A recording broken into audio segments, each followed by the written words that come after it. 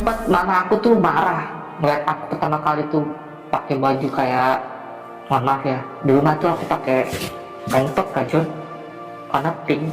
Mama tuh marah-marah kayak sampai bilang, kamu ngapain sih, kamu tuh anak laki-laki, kenapa kamu pakai pakaian seperti ini. Di tahun 2024 lalu Kak Dani meninggal. Kak Dani positif terjangkit virus HIV/AIDS. Penularan HIV itu seperti apa sih Kak terjadinya Kak? Kalau untuk penyebaran virusnya itu bukan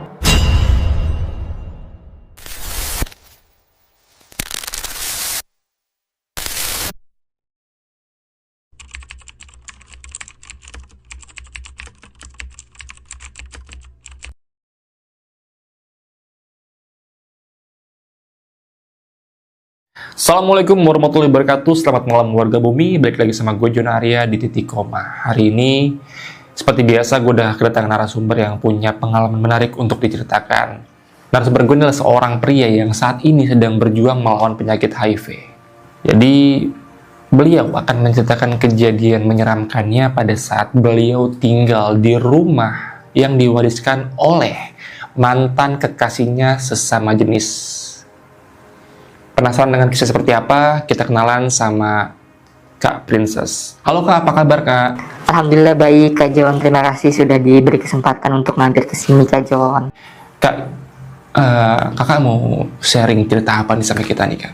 Oke, aku mau cerita Kak Jon, ini bener-bener kejadian yang aku alamin tuh. Aku harus pick up karena ini ada apa ya, intisarinya tuh kuat banget Bang Jon, benang merahnya tuh kuat banget.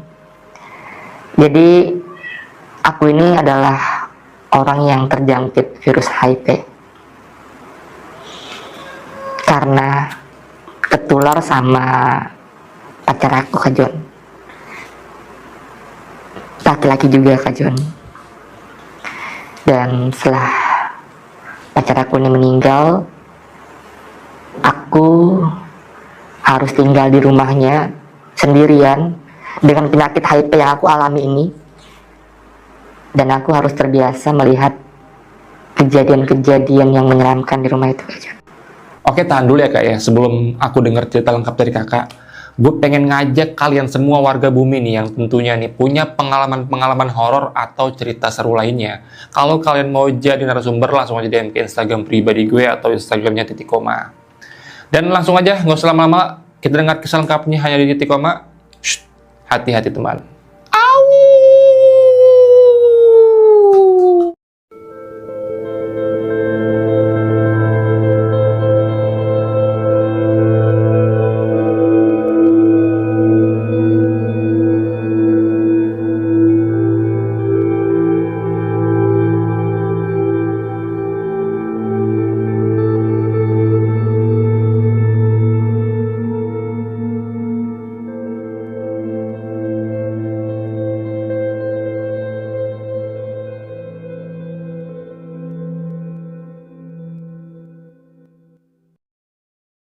Kak Princess, gimana Kak cerita lengkapnya Kak?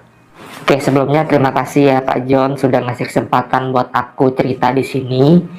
Jadi beberapa minggu lalu aku tuh sempat DM kakak ya Kak ya, perihal aku ingin cerita tentang pengalaman yang sampai sekarang ini benar-benar belum bisa aku lupain sampai detik ini Kak Jon. Jadi aku mau cerita sedikit tentang biografi aku dulu ya Kak Jon. Aku ini anak tunggal. Ayah aku ini seorang tentara. Aku lahir di Jakarta di kelas 4 SD. Ayah aku ini pindah ke Kalimantan, pindah tugas Kak Jon untuk tugas di Kalimantan. Jadi aku sama mamaku dibawa ikut serta ke sana. Nah, itu kejadiannya di tahun 92 ya Bang Jon ya. Waktu itu aku masih kelas 4 SD. Nah, karena aku tinggal di lingkungan perumahan komplek tentara, jadi terbilang saat itu di tahun 92 tempat tinggal ayah aku itu sepi banget Kak Jon. Sepi. Jadi aku tuh nggak punya teman sebaya, terutama anak laki-laki Bang Jon, karena Ya memang bener-bener lokasinya saat itu sepi banget di sana, sampai akhirnya sudah beberapa minggu aku tinggal di sana, aku tuh didaftarkan sekolah sama papa aku. Itu aku kelas 4 Kak John, pindah dari Jakarta ke Pontianak.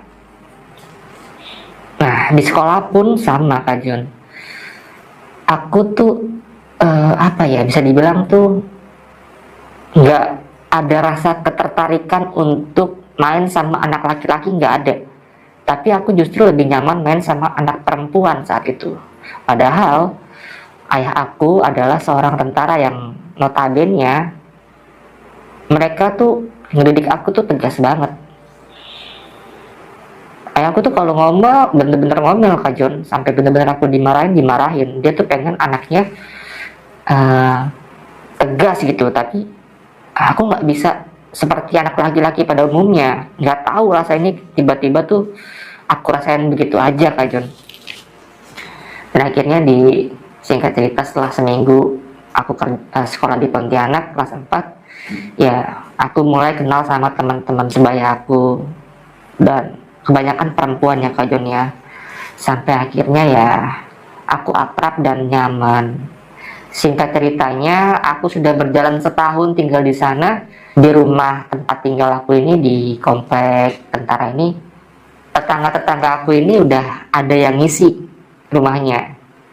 Pindahan-pindahan dari mana aku nggak tahu, intinya yang tadinya rumah sekitar aku ini kosong itu udah diisi sama tentara lain yang punya anak sebaya dengan aku. Tapi lagi-lagi Kak John, anak itu bukan laki-laki tapi perempuan. Ada 3 orang seingat aku yang seumuran dengan aku. Dan lagi-lagi aku tuh lebih suka main sama anak perempuan pada saat itu. Kalau anak laki pada umumnya kan mainnya main bola ya Kak John, terus main pestol-pestolan, lari-larian. Ya aku di rumah mainnya ya boneka. Aku main Barbie, terus aku dandan pakai makeup-makeupan gitu, aku main dokter-dokteran, sampai akhirnya tuh aku ngerasa aku nyaman. Dan apa ya, aku tuh mulai terbiasa suka dengan kegiatan-kegiatan perempuan. Aku tuh mulai terbiasa suka sama kebiasaan-kebiasaan perempuan. Aku udah mulai tuh ganjen-ganjen pakai make up, pakai lipstick, sampai akhirnya ya kebablasan Kak John kayak gitu. Nah singkat ceritanya Kak John, aku ini udah masuk kelas 1 SMA, dan inilah awal mula aku mulai berani totalitas setelah ayahku ini meninggal Kak John. Jadi pas aku kelas 1 SMA, ayahku meninggal dunia karena sakit stroke.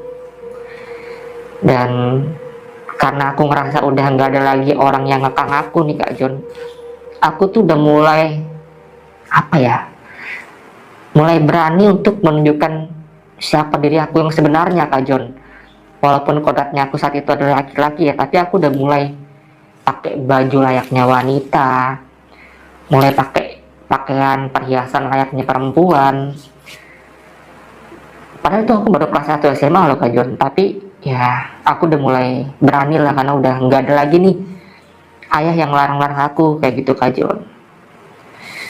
Sempet mama aku tuh marah melihat aku pertama kali tuh pakai baju kayak, mohon maaf ya, di rumah tuh aku pakai tank top Kak John warna pink. Mama tuh marah-marah, kayak sampai dibilang, kamu ngapain sih, kamu tuh anak laki-laki, kenapa kamu pakai pakaian seperti ini. Ya lagi-lagi karena aku ngerasa udah nggak ada ayah saat itu, aku berani bilang, mah aku lebih nyaman pakai pakaian seperti ini dibanding aku pakai pakaian laki-laki. Di situ mama aku nangis, nggak tahu kenapa tiba-tiba aku juga ikut nangis. Dan ya awalnya mama aku tuh ngekang banget marahin aku, tapi terbiasa akhirnya dengan kelakuan aku yang seperti itu. Mungkin mama aku capek kali ya Kak John ya, akhirnya aku didiemin sama mama. Jadi dalam artian didiemin tuh ya terserah deh, kamu mau ngapain aja, terserah kamu lah, hidup kamu gitu kan. Dan ini yang parah lagi nih Kak John ya, jadi aku kan di sekolah sama ayah aku kan di sekolah SMK teknik mesin ya Kak John ya, dimana saat itu jarang banget ada murid perempuan. Kebanyakan tuh yang sekolah itu laki-laki, karena kan teknik mesin kan di sana kan jurusannya. Karena aku perawakannya aku seperti laki-laki tapi perilaku aku seperti perempuan kan Jon. Aku tuh diperlakukan seperti perempuan sama teman-teman sekolah aku, kayak jadi bahan bercandaan mereka lah. Dan aku ngerasa ya so far aman-aman aja, malah aku lebih nyaman seperti ini gitu, sering bercanda sama mereka. Dan yang gilanya lagi Kak Jon, ada satu murid laki-laki di sekolah aku, dia kakak kelas aku, kelas 3. Aku saat itu udah kelas 2 SMA, inget banget. Kakak kelas aku ini terlihat laki banget Kak Jon. Laki banget. Pendiam, cool, dingin gitu. Orangnya tinggi, kulitnya juga sawo mateng, dan laki banget. Gimana sih Kak Jon? Nggak kelihatan banget kayak aku. Kalau aku kan kemayu gitu kan, aku jalan aja orang udah debak, kayaknya dia gitu deh. Tapi kalau orang ini, kakak kelas aku ini laki banget gitu, sampai aku ada rasa ketertarikan yang lebih tinggi ke kakak kelas aku ini. Sebut saja kakak kelas aku namanya Dani ya Kak Jon ya. Dan apa ya, mungkin ini awal mula aku bener-bener terjerumus jauh ke dalam dunia yang belok ini Kak Jon. Orang yang awalnya aku kira itu laki-laki, bener-bener laki, tapi ternyata sorry to say dia gay Kak Jon. Dia gay. Kenapa aku tahu dia gay? Jadi sometimes tuh aku lagi istirahat ya di sekolah, tiba-tiba si Dani ini kakak kelas aku tuh nyamperin. Ya mungkin buat orang awam tuh untuk menilai seseorang belok atau enggak kan kadang ada yang nggak paham kan. Tapi kalau untuk kita yang sesama kayak gini, tahu Kak Jon, wah dia ini nih, dia belok nih, dia tahu, dia kayaknya bisa nih. Mereka tuh tahu, orang-orang seperti kita ya. Aku menyebutnya orang-orang yang sempurna seperti kita gitu kan, untuk bahasanya aku gitu. Tiba-tiba nih si Kak Dani ini nyamperin aku. Dia tuh kayak ngajak ngobrol aku gitu, hai, gimana kabarnya? Terus ya karena aku ngerasa orang yang aku kagumi secara diam-diam ngerespon aku, ya aku pede dan kegeeran banget saat itu Kak Jon.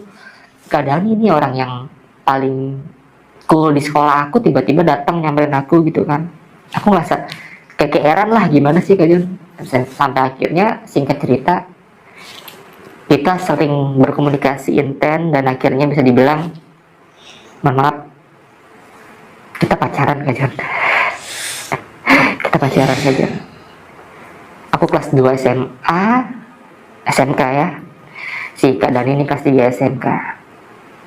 Dan yang parahnya lagi Kak Jon ya, aku tuh semakin jauh terjerumus ke dunia yang salah Kak Jon. Makanya ini aku kasih tahu buat penonton di rumah ya, kalau nonton cerita ini tolong jangan sampai kejadian ini terjadi sama kalian atau orang terdekat kalian gitu, karena ini fatal banget Kak Jon. Oke, singkat ceritanya kita jadian. Tapi nih Kak Jon, satu sekolah tuh nggak tahu kalau si Dani ini ternyata belok perilakunya. Yang sekolahan tahu tuh aku aja orang yang belok gitu kan, orang yang salah, menyimpang lah. Kak Dani ini bener-bener terlihat seperti layaknya laki-laki pada umumnya. Ekskulnya dia olahraganya main bola, main basket gitu ya, bergaulnya ya wajar gitu sama anak laki-laki juga. Tapi ternyata si Kak Dani ini ya suka sama jenis juga Kak Jon, kayak gitu. Akhirnya kita pacaran, singkat cerita, sampai yang lebih parahnya lagi, Kak Dani udah lulus SMA, lulus SMK, dia kuliah di Pontianak juga, dan saya waktu itu kelas 3 SMK. Kita ngekos bareng di satu kosan Kak Jon. Ngekos bareng di satu kosan. Kak Jon tahu apa yang kita lakukan setiap harinya? Kita bercinta Kak Jon. Kayak gitu. bercinta gitu. Pokoknya setiap habis dari mana-mana pun, setiap kegiatan selesai, ketemu di kosan, ya udah kita bercinta layaknya sepasang kekasih yang sedang dimabuk asmara aja, Kak Jon. Jadi ya setiap hari kegiatan kita ya makan tidur bercinta, makan tidur bercinta, kayak gitu, Kak Jon. Dan setelah itu ya, Kak Jon, aku lulus sekolah, hubungan kita masih tetap terjaga ya, Kak Jon. Dan ini ya, informasi aja ya, Kak Jon, Kak Dani ini tipikal pasangan yang posesif banget, tapi dia act of service banget, Kak Jon. Dia tuh orangnya pengertian banget sama aku. Aku tuh merasa kalau sama itu nyaman banget, karena dia bener memperlakukan aku senyaman mungkin. Aku dibuat senyaman mungkin sama Kak Dani ini. Dan setelah aku lulus sekolah, beberapa bulan setelah aku lulus sekolah nih, Kak Jon ya, aku dapat berita duka lagi dari orang tua aku, Kak Jon. Mama aku meninggal dunia. Mama aku meninggal dunia karena sakit jantung, Kak Jon. Dan saat itu aku bener-bener udah nggak punya penopang lagi. Aku udah bener-bener sendiri tinggal di Pontianak, karena keluarga ayah aku, mama aku kan di Jakarta ya, Kak Jon ya. Di Pontianak tuh aku tinggal di rumah dinas papa aku, rumah peninggalan papa aku.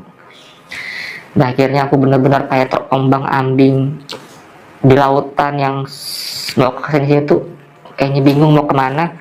Sampai akhirnya ya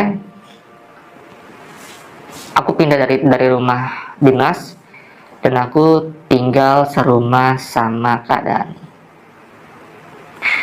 Berarti dalam hitungan waktu hubungan aku sama Kak Dani itu udah berjalan kurang lebih hampir 3 tahun. Dan ya sampai saat itu Kak Dani belum menunjukkan keanehan sama dirinya. Dia masih baik-baik saja sama aku. Dan setelah nyokap aku meninggal, mamaku meninggal, setahun setelah itu udah mulai ada perubahan dari Kak Dani nih, Kak Jon. Yang tadinya dia perhatian sama aku, yang tadinya dia sayang sama aku, dia tuh udah mulai cuek acuh dan jarang komunikasi sama aku, Kak Jon. Jarang banget. Ya paling dia nelfon cuma sekali doang, cuma nanya kabar, terus kamu pulang ke kosan atau enggak, kayak gitu aja, Kak Jon.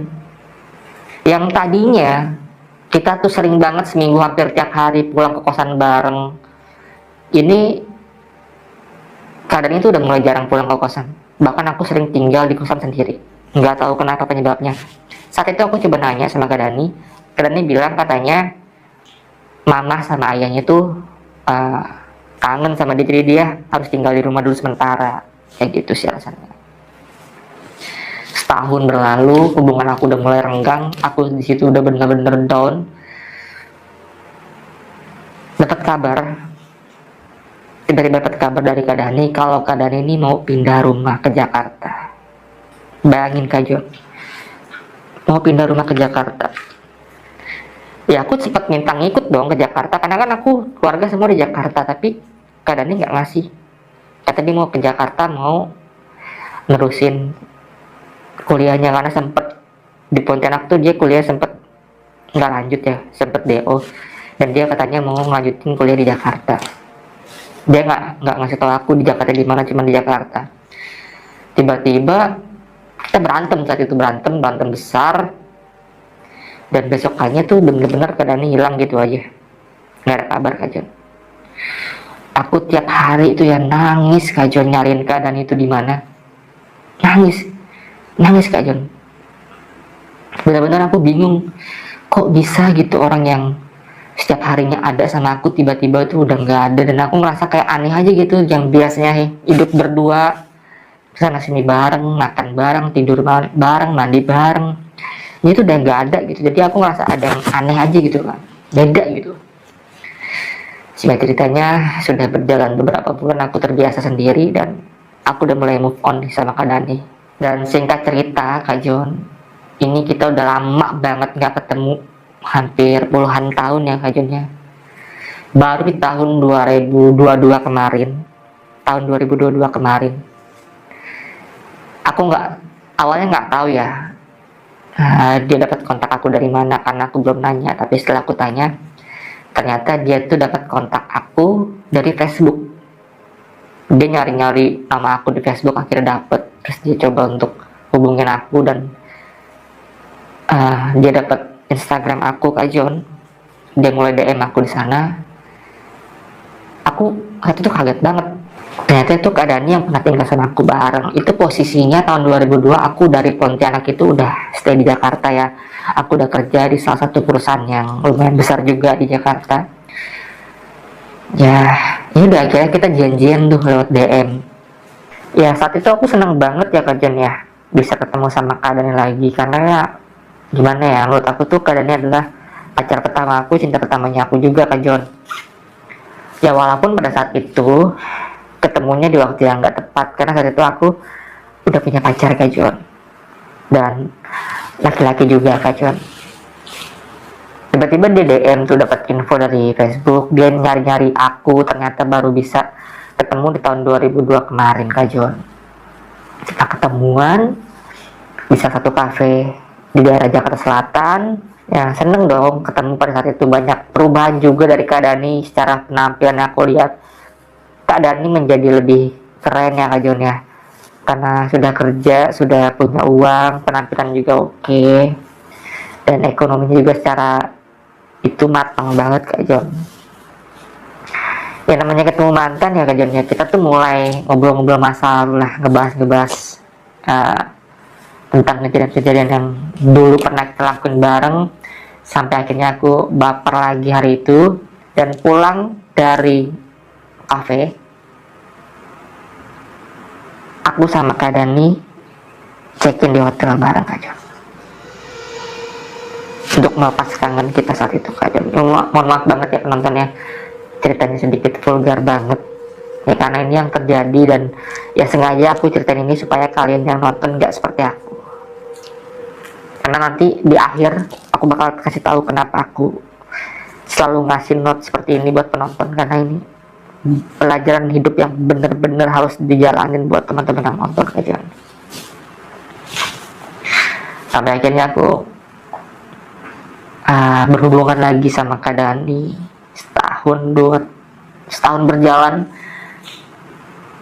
Jadi Kak Dani tahu posisinya aku tuh sudah punya pacar, tapi kita backstreet, dan pacar aku nggak tahu kalau aku selingkuh sama Kak Dani. Aku mulai nyaman lagi sama Kak Dani di tahun 2023, udah setahun kita berhubungan ya. Sampai akhirnya aku udah mulai harus mutusin, aku nggak bisa terus-terusan bohong seperti ini. Akhirnya aku lebih memilih Kak Dani, dan aku mutusin pacar aku saat itu, Kak John. Pacar aku tuh marah-marah, nggak jelas, bukan nggak jelas sih, marah-marah banget, karena ya tiba-tiba aku bilang putus tanpa sebab gitu aja. Aku bilang ya kita putus gitu. Ya akhirnya dia menerima keputusan itu. Ya akhirnya aku balik lagi sama Kak Dani di tahun 2023 lalu, Kak John, sorry.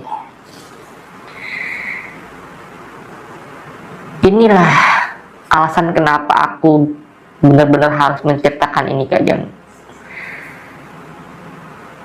Di tahun 2024 lalu Kak Dani meninggal. Mau tahu kenapa penyebabnya? Kak Dani positif terjangkit virus HIV/AIDS, Kak John. 2023 lalu. Dan di 2024 ternyata Kak Dani meninggal. Aku adalah orang yang sampai akhir hidupnya Kak Dani ada di samping Kak Dani, Kak John. Mulai dari perubahan fisik dia yang tadinya terlihat bugar, diterpa penyakit seperti itu, lambat laun tubuhnya tuh semakin kurus, semakin kering, dan makan gak nafsu. Ya udah parah banget, Kak John. Dalam 2023 ke 2014 tuh aku bener-bener yang ngurusin Kak Dani semasa hidup sampai dia bener-bener meninggal. Aku yang ngurusin, Kak John.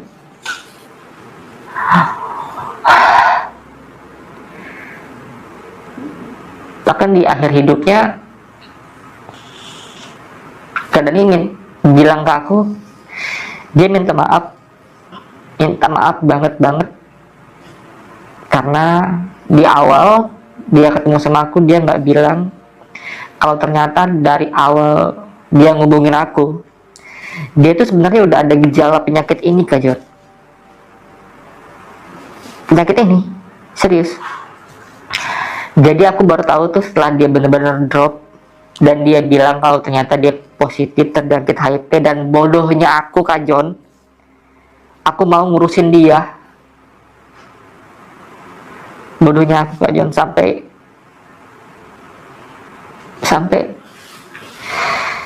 aku juga ketular.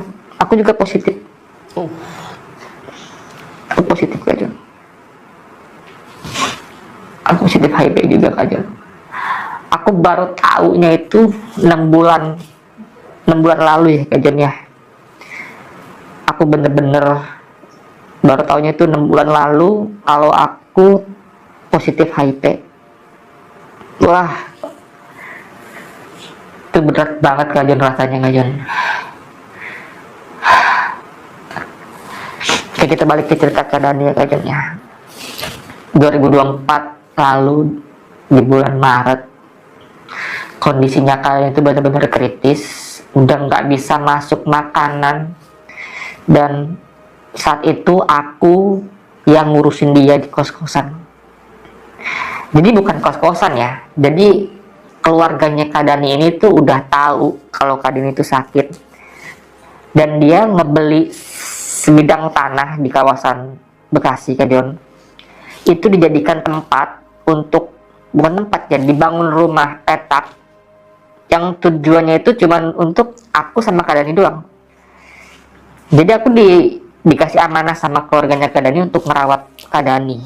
Itu alasannya juga, Kak Jon. Ya, di setiap harinya, di setiap minggu, setiap bulannya, keluarganya Kak Dani itu support dana untuk kelangsungan hidup kita berdua gitu. Dia beliin aku makanan, obat, segala macem. Dan tiap bulannya tuh dia, keluarganya Kak Dani itu ngasih kita uang untuk kebutuhan kita berdua, Kak Jon. Di 2024 Kak Dani meninggal. Dia sempat bilang, mohon maaf banget, katanya, aku bawa penyakit ke kamu sampai kamu tertular juga. Dan dia cuma bilang kalau bisa kamu tobat secepatnya, karena umur kita nggak ada yang tahu, bisa aja sekarang kita segar kondisi seperti ini, besok kondisi kita benar-benar drop. Dan karena meninggal, dikuburnya tuh ya secara keluarganya aja yang tahu, Kak Jon. Di makamnya itu sama keluarganya yang tahu aja. Bisa dibilang pemakamannya itu apa ya, singkat. Pas aku infoin ke kakaknya kalau keadaannya meninggal, kakaknya datang ke rumah, terus sama beberapa orang lainnya. Keadaannya dibawa pakai mobil pribadi, dia pakai mobil ambulan, dibawa ke rumah keluarganya, dimandiin di sana, langsung dimakamin di sana. Dan prosesnya itu cepat banget. Ya mungkin keluarganya malu kali ya, Kak Jon ya, kalau sampai orang tahu kalau keadaan itu meninggal secara seperti ini gitu kan. Jadi bisa dibilang keluarganya itu nutup-nutupin, Kak Jon. Dan mulailah di malam pertama ini nih, Kak Jon, kejadian yang menurut aku nih, kok ada sih seperti ini, kejadian seperti itu ada gitu. Dan aku ngalaminnya, bener-bener ngalamin, Kak Jon. Jadi gini, itu kan posisinya setelah almarhum Kak Dani meninggal, dikuburkan sama pihak keluarga, aku kan masih tinggal di rumah kontrakan yang dibangun sama keluarganya Kak Dani ya, di rumah itu. Karena aku bisa dibilang juga di sana sekaligus mengasingkan diri aku dari lingkungan luar, karena aku tahu aku orang yang terjangkit HIV. Aku nggak mau orang lain tuh kena imbas dari apa yang telah aku dapat selama hidup aku gitu. aku anggap ini karma lah. Aku anggap ini karma lah buat aku, karena aku semasa hidup ya menyimpang banget Kak Jon. Aku anggap ini karma lah. Di malam pertama setelah Kak Dani meninggal, aku kan tidur ya Kak Jon. Itu kejadiannya kurang lebih jam 9 malam. Aku tidur di sofa sambil menghadap TV kan. Awalnya aku nonton TV terus ketiduran. Aku nggak tahu ini mimpi atau bukan, tapi aku melihat Kak Dani itu datang Kak Jon. Aku merinding gitu ya. Jadi tuh awalnya ada suara angin kencang di luar, kedengeran banget tuh suara angin. Tiba-tiba tuh pintu kebuka. Ini aku nggak tahu ya, aku mimpi atau bukan ya. Tapi ini yang benar-benar aku alamin Kak Jon. Angin, pintu kebuka, terus Kak Dani tuh masuk dan dia tuh ngelewatin TV. Dari luar tuh masuk ngelewatin TV. Pas banget di depan aku. Terus aku merinding Kak Jon. Dia ngeliatin TV, masuk ke kamarnya. Dan di situ aku kayak nge-freeze, aku nggak bisa ngomong apa-apa, aku cuma bisa ngeliat proses dia jalan dari pintu masuk sampai ngelewatin aku, dan bener-bener tembus ke pintu yang kamarnya itu loh Kak Jon. Dia tuh tembus masuk dan hilang Kak Jon. Setelah itu dia hilang, aku baru bisa normal kembali. Aku tuh kayak itu tadi apa gitu kan, nggak mungkin ini terjadi sama aku gitu kan. Akhirnya aku beraniin diri bangun dari tempat sofanya aku tidur itu. Aku buka kamar Kak Dani. Pas aku buka pintunya, aku masuk. Itu aku kaget Kak Jon. Di kasur tempat Kak Dani tidur sehari-hari, itu aku ngeliat Kak Dani lagi tiduran sambil meringkuk Kak Jon. Aku teriak sekenceng-kencengnya, aku nggak sadar, aku jatuh, aku udah pingsan Kak Jon saat itu. Itu kejadian jam setengah 9 malam dan aku baru bangun jam 7 pagi. Aku sadar pagi-pagi itu. Jadi selama aku pingsan ya aku tidur di lantai Kak Jon, di depan pintu kamarnya Kak Dani. Coba Kak Jon bayangin, orang yang meninggal di malam pertama, tiba-tiba aku ngeliat tidur di tempat dia tidur dalam kondisi meringkuk seperti ini Kak Jon. Itu bener-bener aku bener-bener ngeliat secara langsung, dan apa ya, ya makanya aku harus speak up karena ini bener-bener aku alamin gitu ya. Terserah lah orang mau percaya atau enggak dengan apa yang aku alamin, tapi ini bener-bener aku alamin Kak Jon.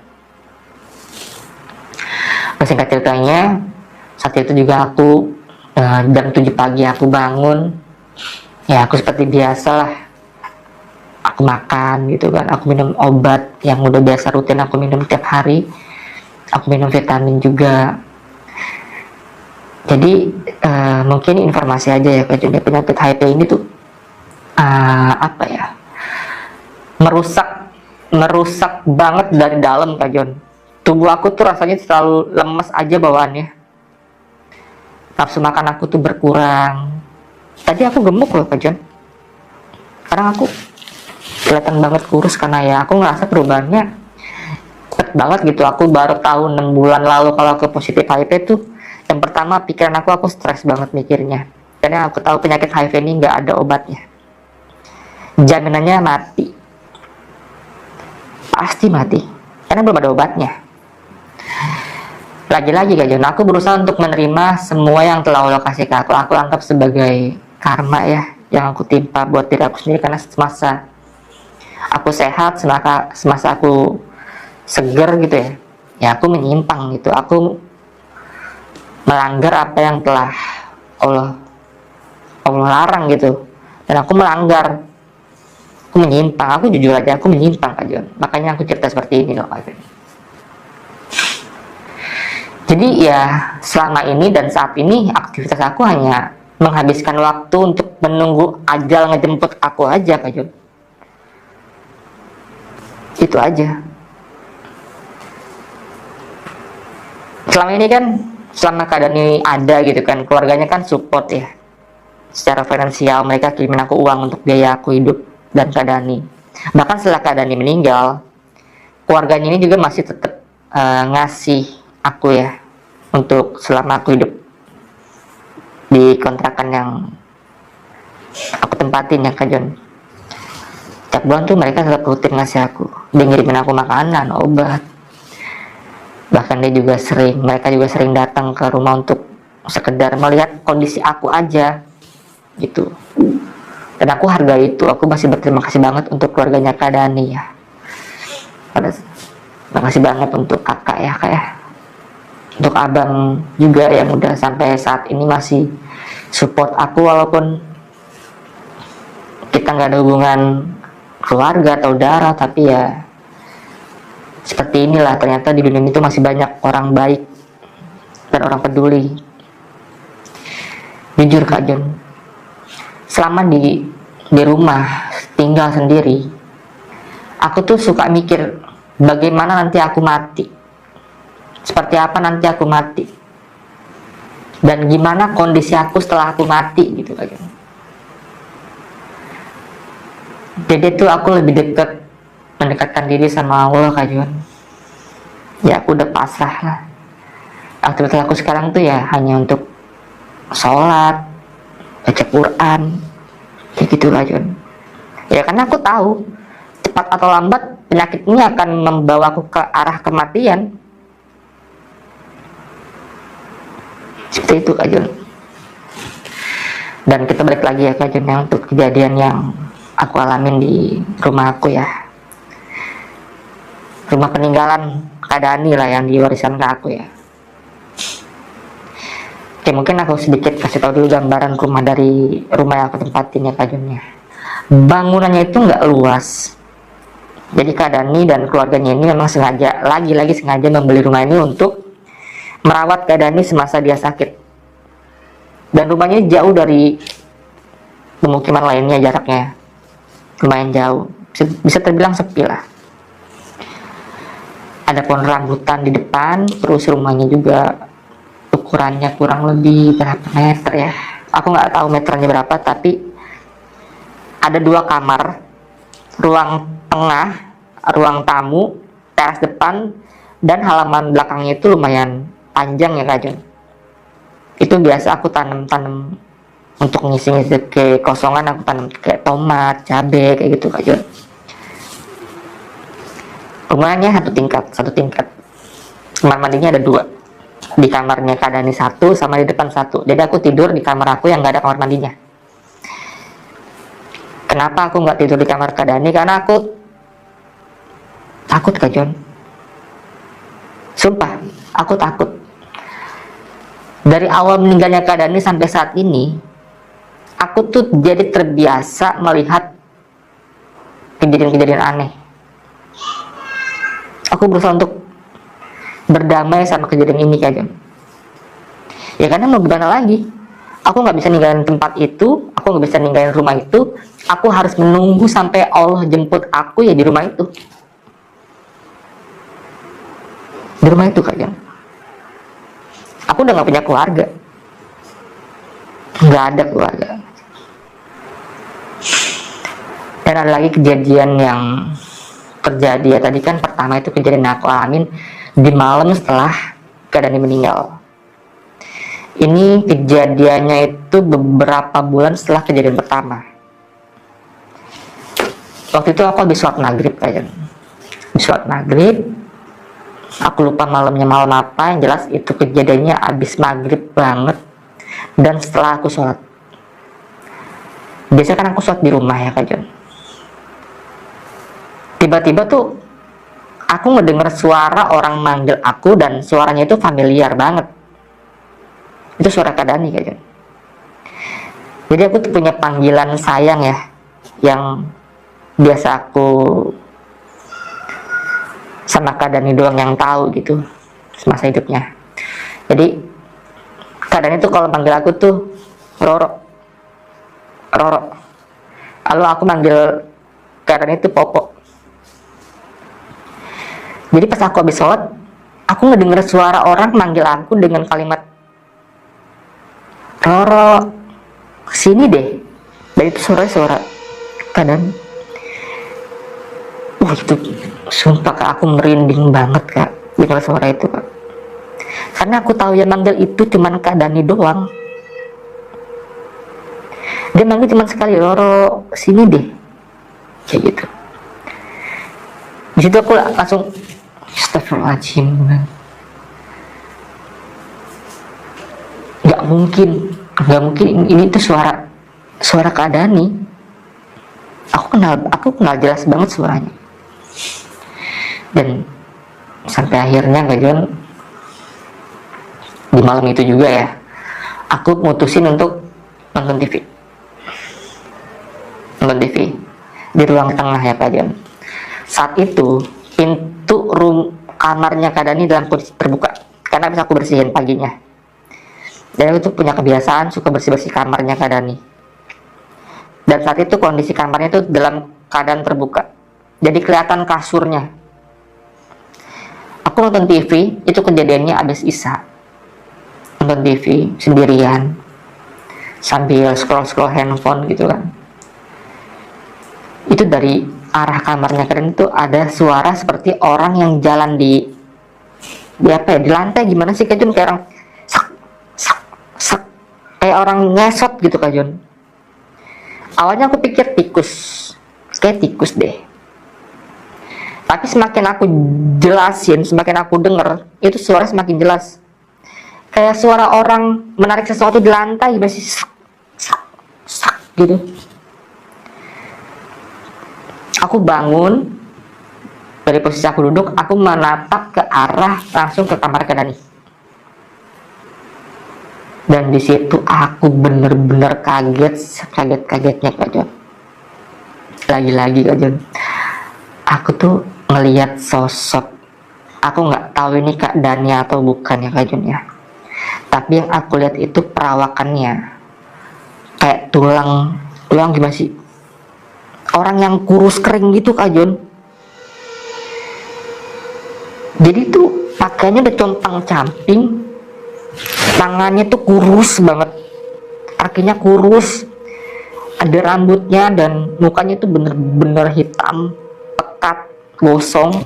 Itu merangkak Kak Jon, merangkak di lantai kamarnya Kak Dani. Aku nggak bisa teriak Kak Jon, kayak seolah-olah di mata aku dipaksa untuk melihat kondisi itu. Sekujur tubuh aku merinding rasanya Kak Jon. Aku mau teriak, aku mau minta tolong, tapi mulut aku tuh seakan-akan terkunci. Itu kejadiannya lumayan lama Kak Jon. Ada kali 1 menit. Dia lewat, terus menit lewat. Dia merangkak, bener-bener ngerangkak, melewati pintu. Dia ngerangkak. Kalau aku peragain kayak apa ya? Kayak anak bayi yang baru merangkak gitu Kak Jon. Tapi posisinya tuh dadanya tuh nyentuh ubin, nyentuh lantai. Jadi tangannya tuh begini, tapi badannya tuh nempel ke lantai. Itu mungkin yang suara itu berasal dari gesekan tubuhnya ke lantai Kak Jon. Itu dia lewat pelan banget sampai semenitan aku, kalau nggak salah tuh ya Kak Jon, ini lumayan lama banget. Dan mata aku tuh hanya bisa merhatiin fenomena ini sampai akhirnya tuh dia bener-bener hilang. Lagi-lagi Kak Jon, tubuh aku kembali normal setelah sosok ini hilang. Dan yang pertama aku lakukan setelah itu adalah aku memastikan apa yang tadi lewat di depan aku. Aku bangun dari sofa, aku langsung ke arah kamar. Dan tahu lagi Kak Jon, yang lebih anehnya lagi, lantai yang tempat tadi ada sosok merangkak ini, itu kotor, seperti tanah, ada air apa sih, kayak Kak Jon tahu nggak sih kalau air comberan kan suka ada air tuh yang menggenang gitu kan, warnanya hitam pekat kayak tanah gitu, dan ada pasir-pasirnya, dan itu bau banget Kak Jon, bau banget. Itu ada di lintasan sepanjang jalan yang aku ngeliat sosok ini. Itu bau pekat banget Kak Jon. Jujur saat itu aku muntah karena nyium aroma baunya. Aku muntah di kamar mandi ya, muntahnya nggak di situ ya. Aku sempat lari ke kamar mandi terus mual banget. Aku coba langsung ngambil pelan. Jadi aku biasa tuh kalau gantung pelan itu di hanger di kamar mandi Kak Jon. Aku ambil pelan, aku ke kamar, lihatnya tuh mau bersihin comberan ini Kak Jon. Tapi tahu nggak Kak Jon, anehnya lagi Kak Jon, itu pas aku bawa pelan ke kamarnya Kak Dani, itu ubinya bersih, nggak ada sedikit pun noda. Karena aku lihat banget paginya abis aku bersihin. Tapi tadi jelas-jelas aku ngelihat sendiri itu ada air comberan yang bau banget Kak Jon di kamarnya Kak Dani. Tuh di situ aku udah bener-bener stres, takut, bingung, campur aduk Kak Jon. Dan akhirnya aku lupakan kejadian itu Kak Jon. Aku mulai tanamin dalam diri aku, apapun yang terjadi di rumah ini aku nggak bakal lari. Aku nggak akan lari. Ya karena lagi-lagi sebagai aku nganggap ini adalah tebusan dalam diri aku semasa hidup aku ya. Aku anggap aku harus tinggal di rumah ini, menerima segala kondisi aku untuk menebus segala dosa-dosa aku Kak Jon. Aku nggak tahu nih kapan aja aku ngejemput. Bisa jadi pulang dari sini atau besok. Ya karena aku punya penyakit yang nggak ada obatnya kan. Cuman mati obatnya.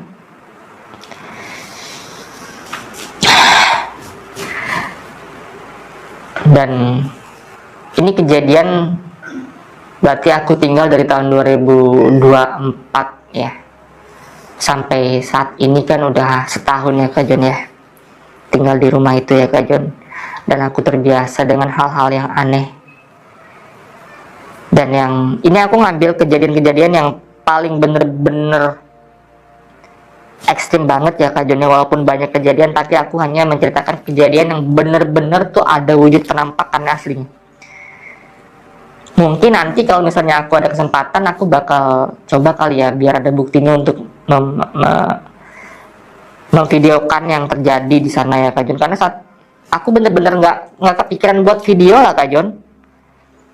Tapi ya beberapa bulan yang lalu tuh aku denger podcastnya Kak Jon Titik Koma ini yang cerita tentang selingkuhannya dibunuh sama suaminya yang narasumnya dari Bogor ya, Sukabumi ya Kak Jon ya, dari Sukabumi, Kang Opik. Aku nonton itu dan aku terinspirasi. Aku mau cerita tentang kejadian aku alamin di channel ini, karena aku baru tahu ada podcast horor tuh dari cerita itu Kak Jon. Oke, lanjut lagi Kak Jon ya. Ada lagi satu kejadian yang ini bener-bener kok bisa sih ada kejadian kayak gini gitu dan aku alamin. Ini kejadiannya baru beberapa minggu lalu nih Kak Jon. Baru beberapa minggu lalu Kak Jon. Nih, aku kasih tahu ya Kak Jon ya, pada saat kondisi Kak Dani meninggal itu badannya bener-bener kurus Kak Jon. Kurus banget. Tinggal tulang sama kulitnya aja. Dan mukanya itu udah bener-bener kayak tengkorak hidup Kak Jon. Rahangnya tuh kelihatan banget. Ya gimana coba nggak seperti itu, orang dia tuh nggak pernah makan Kak Jon, nggak pernah mau makan karena menurut dia lehernya tuh kering terus, sakit terus, jadi dia nggak pernah mau makan gitu Kak Jon. Dan ini kejadiannya beberapa minggu lalu ini Kak Jon. Waktu itu aku lagi telepon kakaknya Kak Dani, kakaknya perempuan ya. Aku nelfon, ya aku biasalah cerita-cerita sama kakak tentang kondisi aku, tentang kejadian apa yang aku alamin. Aku cerita, di cerita itu aku ke bawah suasana, Kak Jun. Aku sampai bilang gini sama kakak, Kak, umur aku tuh hanya tinggal menghitung waktu aja, Kak. Nggak ada yang tahu kapan aku meninggal, kapan aku mati. Jadi tolong, ketika nanti aku udah nggak ada, aku udah meninggal, aku pengen banget dikubur atau dimakamkan di makam deket papa aku di Pontianak. Karena aku nyesel banget semasa hidup aku tuh nggak pernah nurut apa yang papa aku bilang. Papa aku tuh pengen aku jadi tentara, Kak, tapi aku malah jadi ya kayak gini. Makanya aku nyesel banget, Kak. Aku pernah bilang sama kakaknya Kak Dani seperti itu. Dan di saat aku lagi nelfon kayak gitu nih, Kak,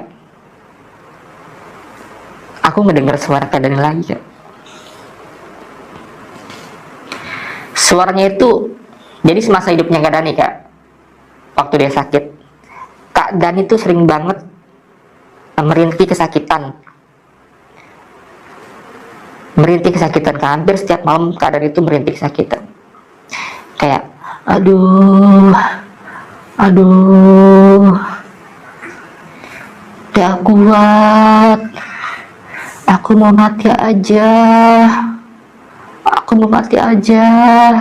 Itu Kak Dani sering banget ngomong kayak gitu, Kak. Dan malam itu aku sama kakaknya Kak Dani yang lagi ditelepon, kita berdua itu sama-sama ngedenger suara jeritan atau rintiannya Kak Dani, Kak. Malah yang awal pertama kali denger itu kakaknya Kak Dani.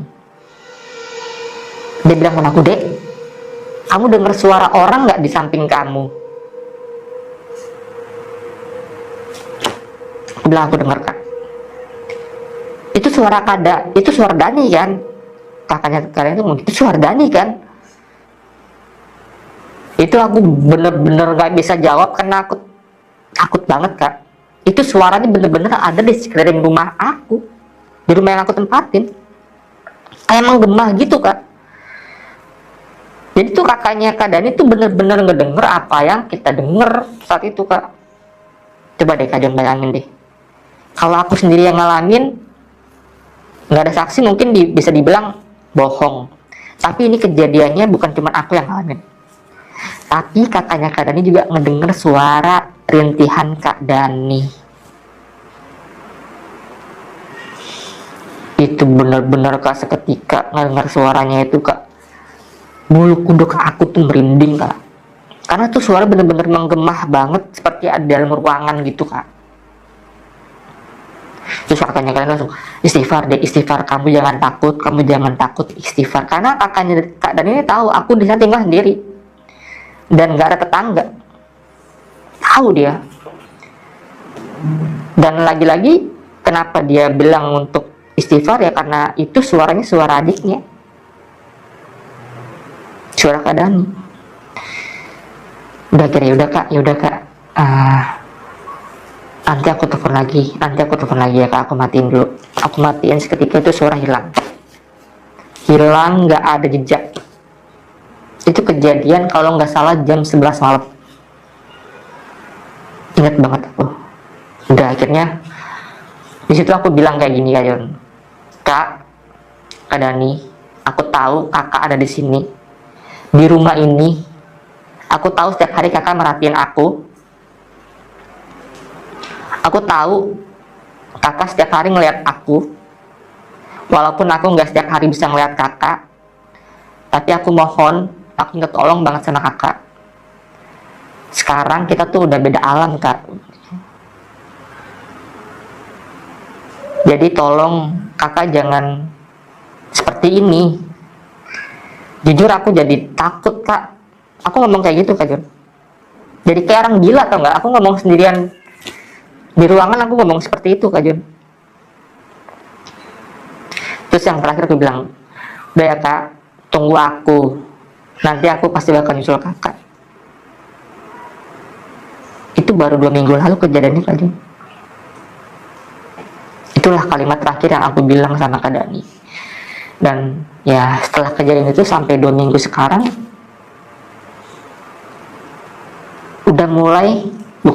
bahkan nggak ada lagi tuh Kak Jun, aku mendengar suara-suara yang tiap malam kayak aku dengar suara benda jatuh, benda kegeser, pas aku samperin nggak ada, atau suara orang nangis, suara orang sakitan. Ini selama 2 minggu ini aman-aman aja setelah aku bilang seperti itu Kak Jun. Dan lagi-lagi ya Kak Jun ya, maksud aku tuh datang ke sini menawarkan diri aku sama Kak Jon untuk bercerita, bukan bertujuan untuk mendiskriminasi suatu kaum, bukan. Justru aku ingin menyadarkan orang-orang di luar sana yang masih menyimpang, yang masih salah mengambil keputusan. Ya walaupun saat ini aku masih belajar ya Kak Jun ya, belum benar-benar sempurna jadi manusia, tapi aku mohon sama Allah untuk ampuni segala dosa aku, apalagi di bulan suci kayak gini Kak Jun ya. Aku yakin Allah tuh ngedenger semua doa-doa umatnya, apalagi umatnya yang benar-benar mau bertobat, apalagi benar-benar umatnya yang mau serius kembali ke jalannya gitu kan. Jadi buat teman-teman yang masih menyimpang di luar sana, yang sorry itu saya yang lesbian, homoseksual, biseksual, gay dan lain-lain, selama kalian masih hidup sehat, selama Allah masih kasih kalian nafas, selama kalian masih punya orang tua, tobatlah. Jangan sampai kalian nyesel belakangan. Jangan sampai kalian tuh ngalamin kejadian seperti aku.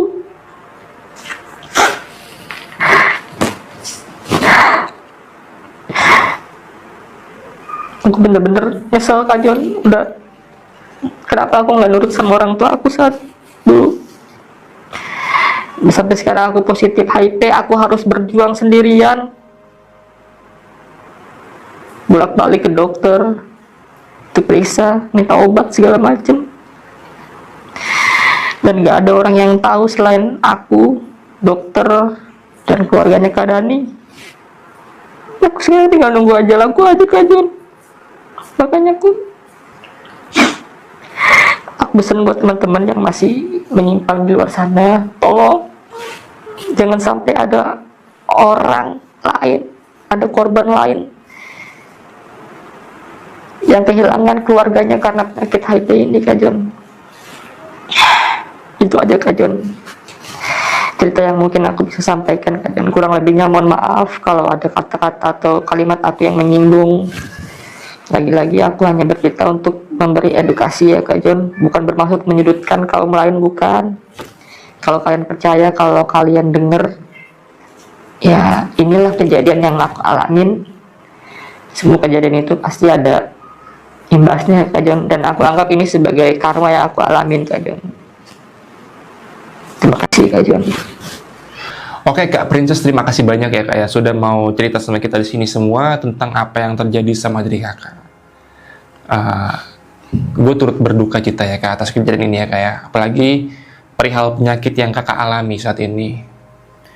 Kak, gue sebagai orang awam nih yang nggak tahu tentang HIV, gue pengen nanya nih, penularan HIV itu seperti apa sih Kak terjadinya Kak? Kalau untuk penyebaran virusnya itu bukan kita kayak gini nih Kak Jon, jarak segini Kak Jon bisa ketular, enggak, aman. Jadi penyebaran virus HIV itu apabila kita melakukan hubungan badan, terus ciuman Kak Jon, air liur, kita tuh bertukar air liur lah kasarnya Kak Jon ya, seperti itu. Terus dari air mani, dan bayi pun yang dalam kandungan juga bisa terjangkit virus HIV Kak Jon kalau kita berhubungan badan, terus kita mengeluarkan vagina kita ke dalam lawan jenis ya, terus lawan jenis kita hamil ya, 99% bayi dalam kandungan juga udah terjangkit positif HIV. Jadi ya penyakitnya itu menular bukan karena kita dekat-dekat seperti ini, bukan. Kita aman kok, kecuali kita bener-bener ya seperti yang tadi saya bilang gitulah Kak John. Jadi intinya jauhi penyakitnya, jangan orangnya Kak John. Jauhi penyakitnya, jangan orangnya, seperti itu. Karena Kak John, banyak orang-orang awam tuh nggak tahu kalau penyakit HIV itu penyebarannya tuh ya yang tadi saya bilang bukan seperti ini. Yang mereka tahu tuh orang yang penyakit HIV bakal nularin HIV-nya itu ke orang yang di sekitar, enggak. Kita, orang yang terjangkit HIV, itu sama. Kita butuh dukungan juga dari orang-orang terdekat. Kita butuh support juga dari orang-orang terdekat. Dan kasusnya yang saya alami Kak John ya, saya nggak mau seperti itu, karena saya ingin menebus diri saya dari kesalahan apa yang saya alami. Jadi saya nggak mau, sengaja nggak mau bersosialisasi sama orang banyak, sengaja menarik diri dari lingkungan sosial karena saya tahu ini adalah karma yang saya alami. Jadi ya